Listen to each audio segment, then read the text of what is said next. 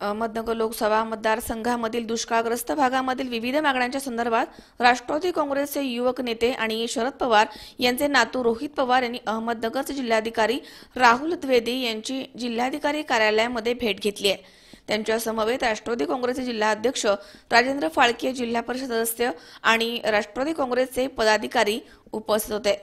यावेळी रोहित पवार म्हणाले की सध्या अहमदनगर लोकसभा मतदारसंघामध्ये दुष्काळी भागात पाणी टंचाईच्या प्रश्नानं गंभीर स्वरूप धारण केलंय।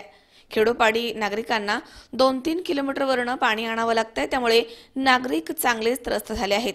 त्यामुळे नागरिकांच्या भावना जाणून घेऊन माणुसकीच्या नात्यानं तातडीनं टँकर सुरू करावे अशी मागणी रोहित पवार यांनी केली आहे। चारा छावण्याबाबत पवार म्हणाले की 500 जनावरं असलेल्या छावण्या कुठलेही गटतट न पाहता तसेच राजकारण न करता तातडीनं सुरू करण्यात याव्या। जिल्हाधिकाऱ्यांनी या आमच्या मागणीला सकारात्मक प्रतिसाद दिला आहे आणि सुरू असलेल्या छावण्यांचं ऑडिट करणार असल्याचं त्यांनी सांगितलं आहे। माढा मतदारसंघामधील उमेदवारी संदर्भात पवार म्हणाले की परिणामाचा विचार मी कधीही केला नाही। कार्यकर्त्यांनी प्रेमापोटी टाकलेली ती पोस्ट होती। पवार साहेबांच्या निर्णयाचा आम्ही आदर करतो आणि इथून पुढे देखील करत राहू। चर्चा केली। जिल्हाध्यक्ष फाळके साहेब आहेत, सर्वच पदाधिकारी होते, जिल्हा परिषद सदस्य होते। सरांशी बोलत असताना आमचे 2-3 मुद्दे होते। एक सगळ्यात महत्त्वाचा मुद्दा होता की काही लोकांनी प्रस्ताव या आपल्या कार्यालयामध्ये दिलेत, पण ते अजून सँक्शन झाले नाहीत, तर ते लवकरात लवकर सँक्शन व्हावे असं त्यांना आम्ही सांगितलं आहे। दुसरा एक मुद्दा त्यांना आम्ही सांगितला होता की काही लोकांनी प्रस्ताव दिले, सँक्शन झालेत, पण तिथं काही हालचाल आम्हाला दिसत नाही, तर तिथे हालचाल जर नसेल तर आपण निर्णय घेऊन त्या ज्या छावण्या त्या कॅन्सल कराव्यात, कारण का तिथं असणाऱ्या शेतकऱ्यांची अडचण मोठ्या प्रमाणात वाढत चालली आहे। त्यामुळे तिथं कुठलीही छावणी असणं अतिशय महत्त्वाचं आहे। तेही त्यांनी सकारात्मक घेतलं आणि काही ॲक्शन घेतली असं त्यांनी आम्हाला सांगितलं आहे। आणि हे बोलत असताना आमचं सगळ्यांचं हेही म्हणणं होतं की ज्या कुठल्या छावण्या असतील त्याच्यामध्ये जर शेतकऱ्यांची काळजी, जनावरांची काळजी ही चांगल्या पद्धतीने घेतली जात नसेल तर त्या पण ज्या छावण्या आहेत त्याकडे थोडंसं लक्ष आपण ठेवावं। त्याच्यातही त्यांचं म्हणणं आहे की आम्ही पुढे जाऊन ऑडिट करणार आहोत, जाऊन भेटणार आहोत, शेतकऱ्यांची चर्चा करणार आहोत। त्यामुळे तिथं कुठल्याही परिस्थितीमध्ये शेतकऱ्यांची आणि जनावरांची अडचण होऊ नये याचा पूर्णपणे प्रयत्न ते करणार आहेत। त्यामुळे छावण्याच्या बाबतीत त्यांनी आम्हाला सकारात्मक गोष्टी सांगितल्या आहेत आणि त्यांनी सांगितलं आहे कुठल्याही प्रकारचं आम्ही असं बघणार नाही की ती छावणी कोणाची आहे।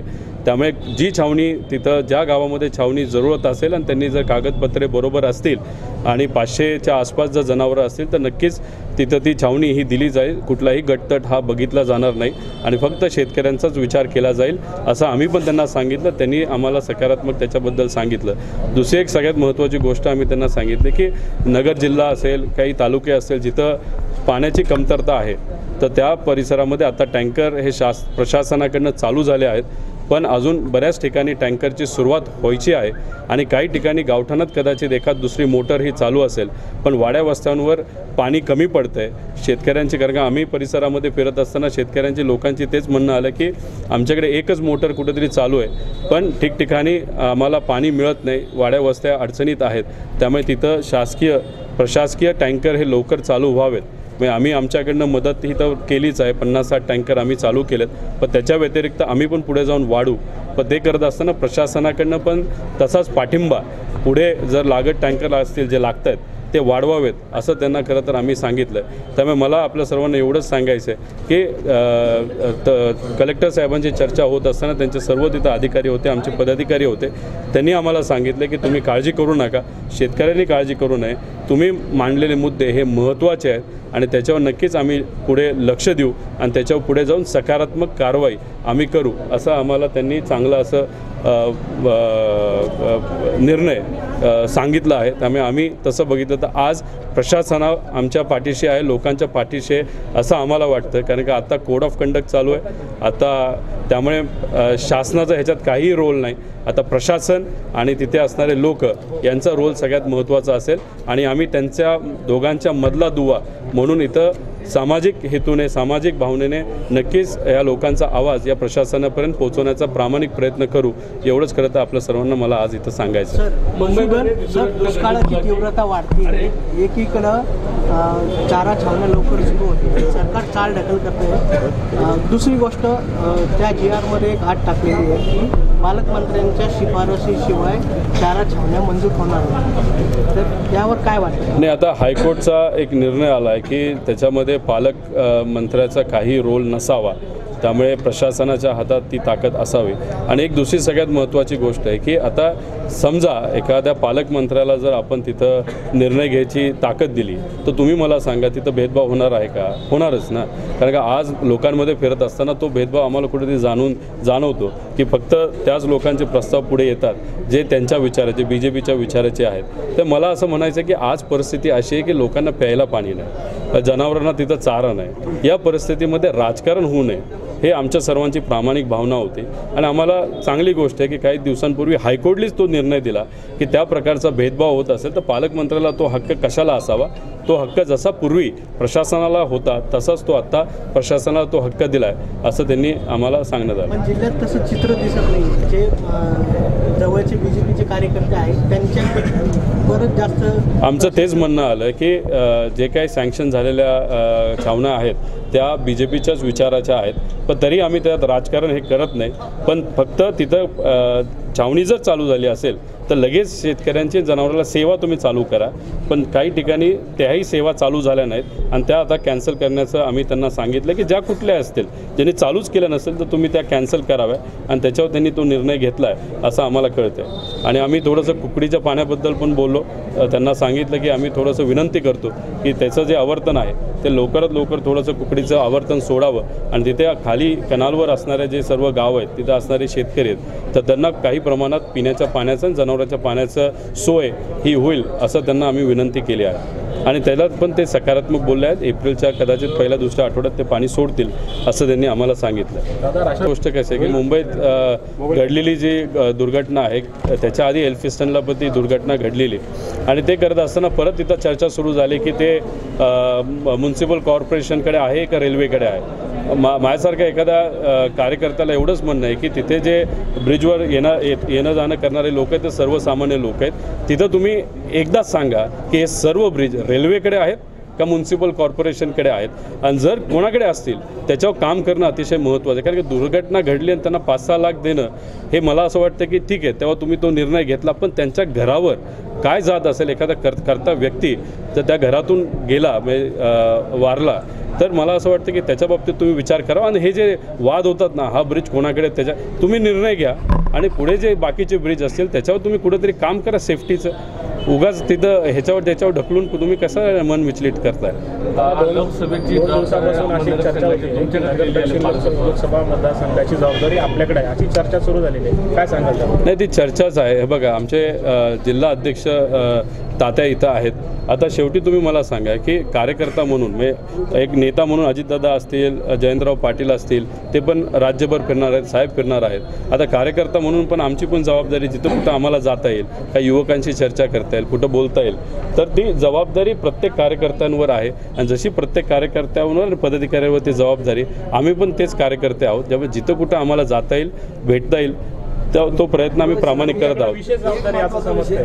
तुम्ही 2 दिवसापूर्वी 4 दिवसापूर्वी आजोबांना विनंती केली होती माढ्यातून पुन्हा एकदा माघार घेतली आजोबांनी ज्येष्ठ नेते शरदराव पवार यांनी.